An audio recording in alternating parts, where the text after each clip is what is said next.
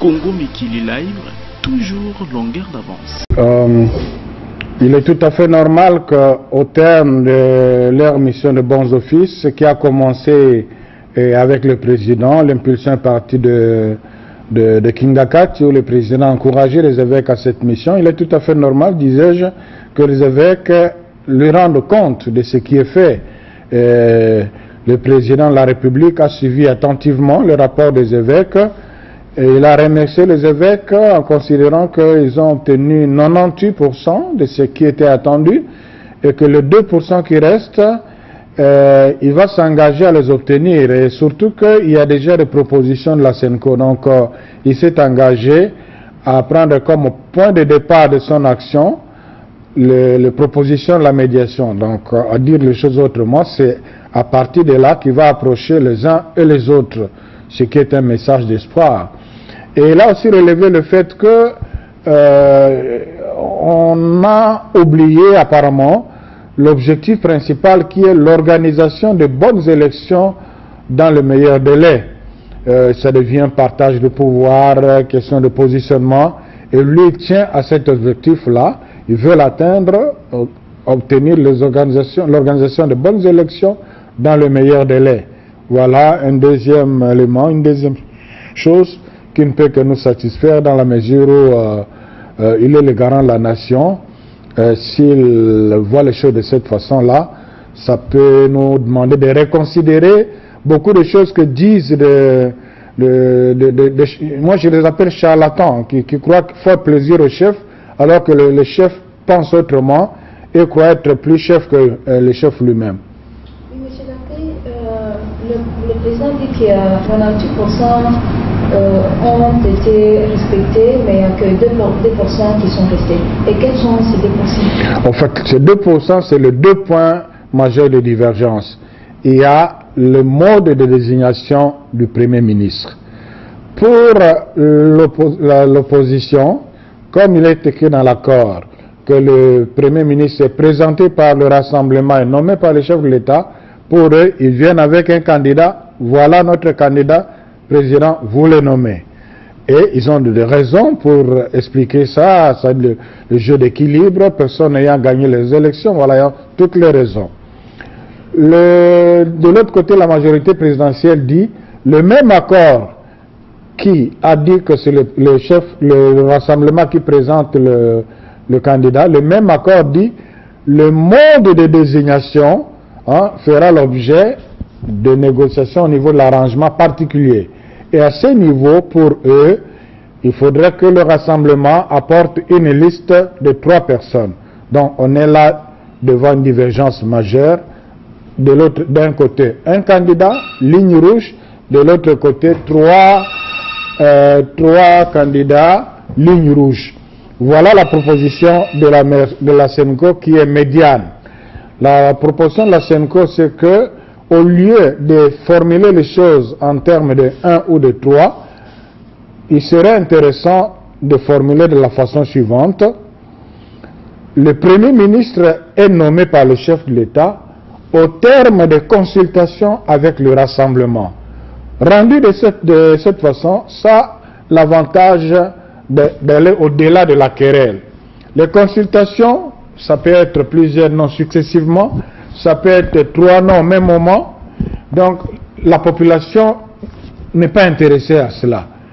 La population est intéressée au résultat, qui est la nomination d'un Premier ministre que le Rassemblement reconnaît d'être présenté par lui. Je crois que c'est sage ce que les évêques proposent. À partir de cela, le chef d'État dit qu'il va aller de l'avant. Dieu merci. Deuxième point, c'est la présidence du Sansa. Ça, ce n'était pas prévu initialement dans les arrangements particuliers. C'était réglé dans l'accord.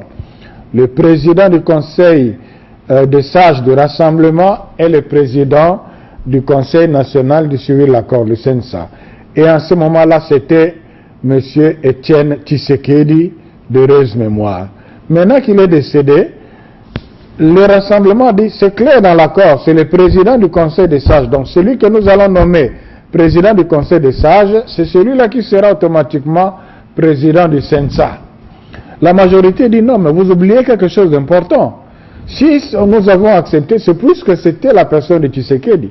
Et d'ailleurs, nous l'avons dit en ce temps-là, que si ce n'était pas Tshisekedi, avec tout ce que le pays lui reconnaît, nous n'allions pas céder. Alors on se retrouve devant deux camps opposés.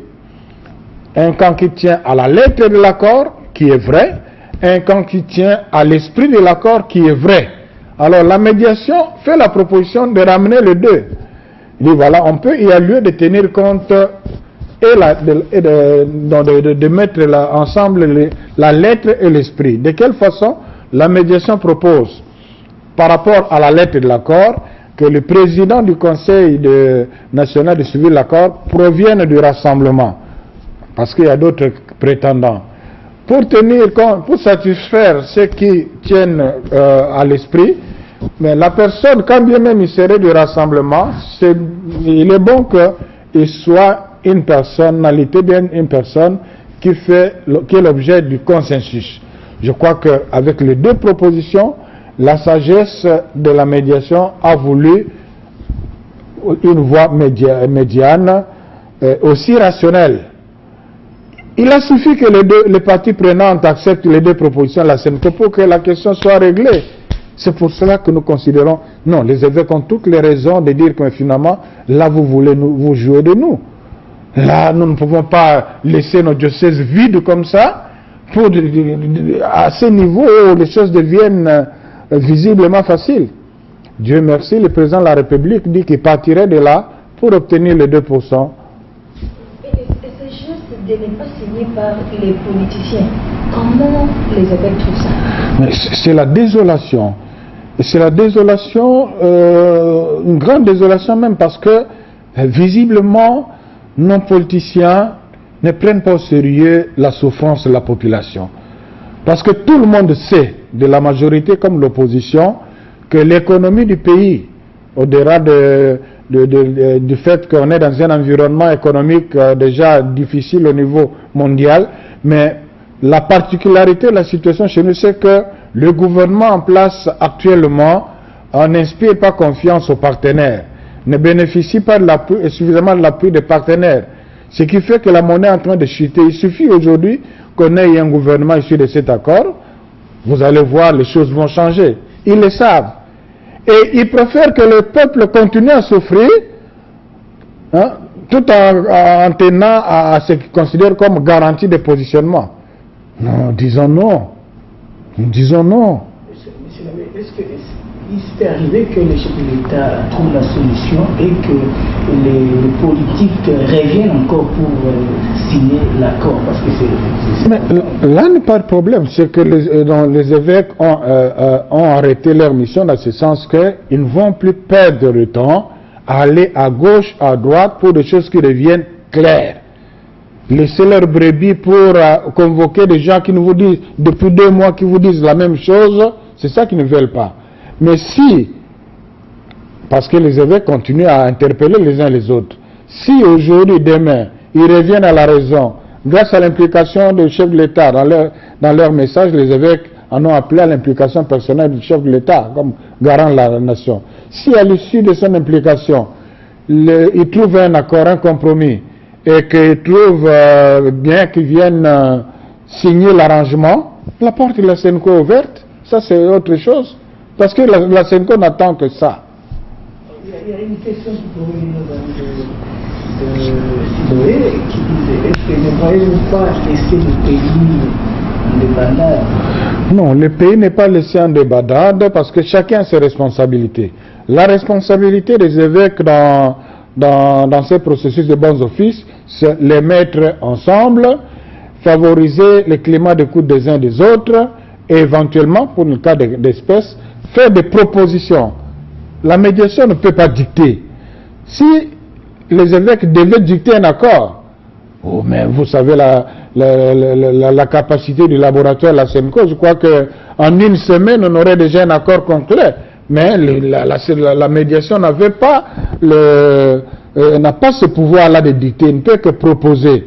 Donc, mais entre-temps, les évêques disent que ils ne renoncent pas à leur mission prophétique. Les évêques n'ont pas commencé à assister le pays, à contribuer à la consolidation de la démocratie avec les bons offices. D'ailleurs, les bons offices ont trouvé les évêques sur le chemin, justement. Sauf qu'à ce moment-là, c'était plus en vertu de leur mission prophétique qui vont continuer. Et d'ailleurs, comme médiation, les évêques sont tenus à une certaine réserve pour tenir compte des uns des autres. Mais comme prophètes, ils ont un peu plus d'auteur que comme médiateurs. Donc que la population ne se trompe pas. C'est pas que les évêques ont abandonné le pays, non. Et depuis hier, aujourd'hui, demain encore, les évêques encouragera tout ce qui pourrait être encouragé pour le bien de ces pays, naturellement à encourager la population à demeurer vigilant, aussi à décourager, à dénoncer tout ce qui devrait être dénoncé s'il y en a qui croient que le pays leur appartient. À cela, les évêques n'ont pas renoncé. Il y a dans les réseaux sociaux, il y a échec, réussite, après il y a le vote en contre avec l'échec de l'État. Comment analyser? Non, je crois que parler de l'échec en ces termes, c'est pas correct tout simplement. Parce que la SENCO a réussi à mettre les gens ensemble, la SENCO a réussi à savoir orienter. Donc, il y aurait échec si les évêques avaient croisé les bras en disant voilà, là vous ne vous entendez pas, nous n'avons rien à vous dire. Mais les évêques disent non, il y a une solution, voilà ce que nous vous proposons. Mais s'ils n'écoutent pas, ce sont des prédicateurs, ce sont des pasteurs, ils n'ont pas le fouet, ils n'ont pas les armes. Alors, l'échec, oui, par rapport aux acteurs politiques qui ont échoué par rapport à leur sens de responsabilité. Mais, Dieu merci, tout n'est pas perdu avec l'implication du chef de l'État comme cela c'est. Voilà, sauf que l'objectif c'est le 100%, d'accord. Encore que ça devrait être appliqué. Donc, la population peut espérer, avec la rencontre du chef de l'État, que les choses vont évoluer. La rencontre entre la SENCO et le chef de l'État. La population peut espérer. Oui, en tout cas, la note est à l'espoir parce que le chef de l'État a réagi au rapport des évêques de façon responsable. Je dirais, il a écouté l'appel lancé par les évêques de le voir s'impliquer personnellement, car il en a les moyens. Moi, évidemment, sa bonne volonté, son implication, ça ne suffit pas. Nous attendons aussi des autres aussi cette ouverture pour qu'on clôt. Voilà, un message maintenant au peuple congolais qui nous suit. Regardez la caméra. Voilà, à tout le peuple congolais, je dirais, la SENCO est avec vous. C'est d'ailleurs par souci de votre sort, de votre situation, de votre souffrance, de votre misère, que les évêques se sont impliqués là-dedans. Vous avez suivi vous-même quels sacrifices nos pères évêques ont fait pour arriver là où ils en sont.